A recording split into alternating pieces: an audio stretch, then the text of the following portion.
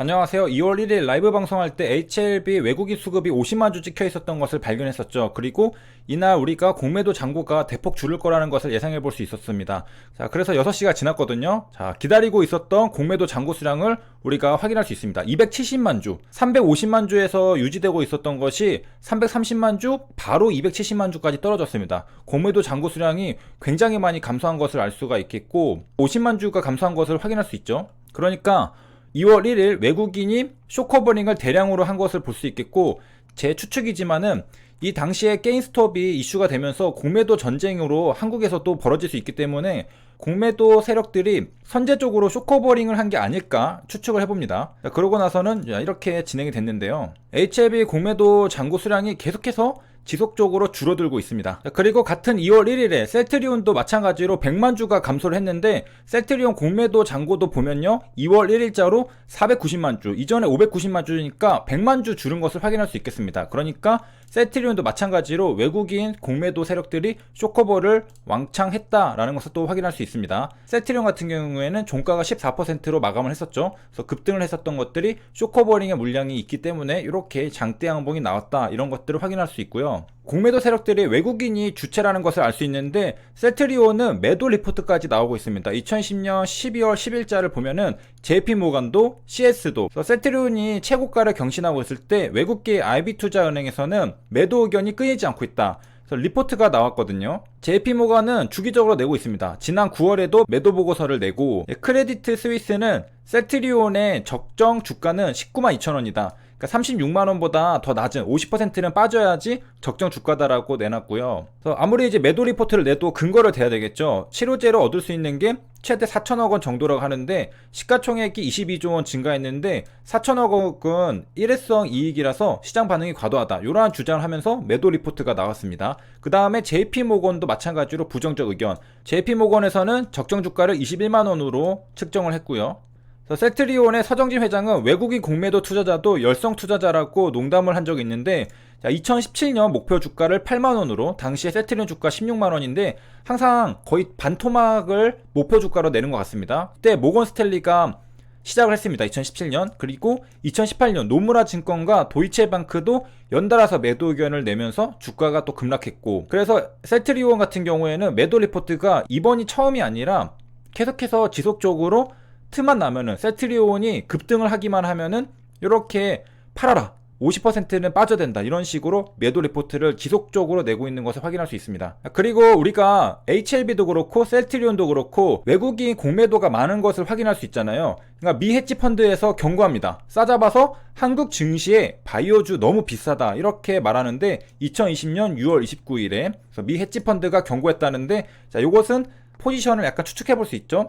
경고가 아니라 내 포지션은 매도인데 바이오주 비싸니까 좀 가격을 내리자, 이렇게 말하는 것으로 볼 수 있습니다. 게임스톱에서도 마찬가지로 헤지펀드가 게임스톱은 40달러에서 20달러로 곤두박질 칠 거다, 이렇게 방송에 나와서도 얘기를 하고 그랬었죠.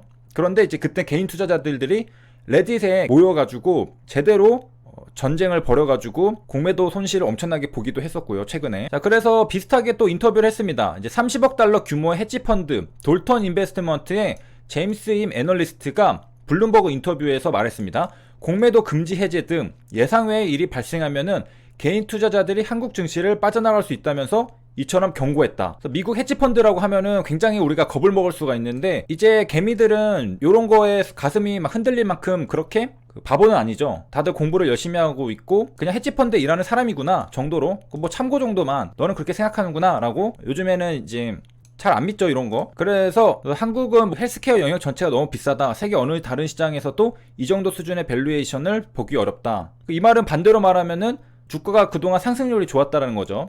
항상 누군가 어떤 말을 할 때, 어떤 행동을 할 때 그 이면에 숨어있는 그런 동기들이 무엇인지를 한번 생각해 본다면은 우리가 조금 더 뉴스 기사를 볼 때 통찰력을 가질 수 있을 거라고 생각합니다. 자, 저 뉴스 기사가 나온 게 2020년 6월 29일인데 이때 30만원이었는데 현재는 35만원, 38만원 요런 데서 거래가 되고 있습니다. 그러니까 더 올라갔죠. 자, 과거에는 어땠느냐, 모건 스탠리의 저주 2017년 10월 30일에 셀트리온 3개사가 곤두박질 쳤습니다. 부전적 전망 보고서가 나왔었던 건데요.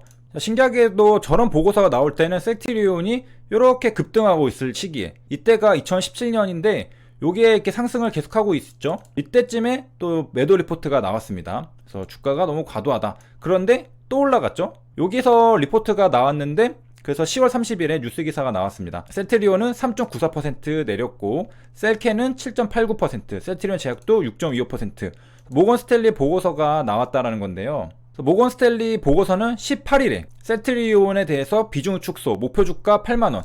그러니까 셀트리온이 16만원까지 20만원까지 찍으니까 10월 18일에 매도 리포트가 나왔습니다. 그래서 10월 18일에 매도 리포트가 나오면서 고점을 찍고 이렇게 내려왔죠. 이때도 20만원인데 이렇게 해가지고 내려가는 듯 했는데 다시 올라가서 20만원을 돌파해서 또 한 번 더 상승을 보여줬죠. 그 다음에는 미친듯이 또 올라갔습니다. 그래서 35만원.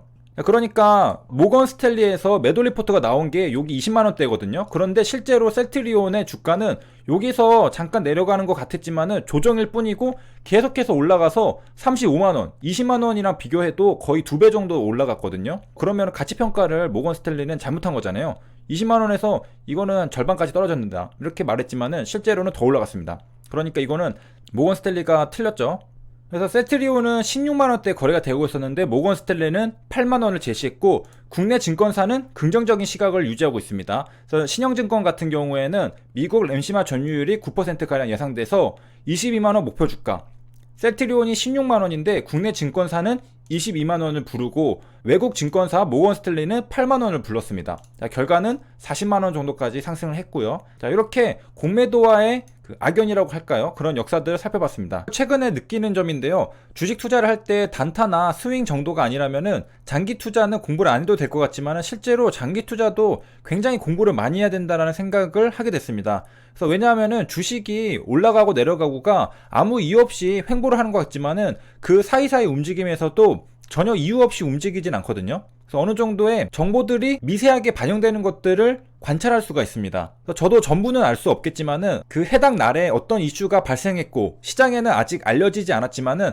알 수 있는 사람들은 알 수 있는 그런 정보들이 발생을 했을 때 그게 주가에 미세하게 반영되는 게 아닌가 싶은 그런 움직임들을 볼 수가 있습니다. 물론 그런 움직임을 너무 확대 해석하는 거일 수도 있겠지만요. 누군가는 호재를 조금이라도 남들보다 빨리 알아서 선침해를 들어간다던가, 선침해라고 하면은 뭐 거창하게 보일 수 있겠지만은 인터넷에 퍼져 있는 정보를 남들보다 조금 더 빨리 안 다음에 조금 더 빨리 매수를 한 거죠. 그리고 다른 사람들이 인터넷 검색하면서 아니면 뉴스 기사가 나올 때 그걸 보고서 매수하기 전에 미공개 정보로 매수하는 게 아니라 공개된 정보를 이용해서 나는 남들보다 조금 더 빨리 매수를 하는 그런 움직임들을 가끔씩 관찰할 수가 있고, 호재도 그렇고 뭐 악재도 그렇고, 악재가 나올 경우에 남들보다 조금 더 빨리 매도를 하는 그런 생각을 했을 때 단타도 스윙도 공부를 많이 하지만 장기 투자도 내가 그 한 종목에 대해서 굉장히 빠삭하게 전부 알고 있어야 하지 않을까, 그런 생각들을 많이 하게 됩니다. 그러니까 뭐든지 돈을 벌기 위해서는 쉽게 할 수 있는 게 없습니다.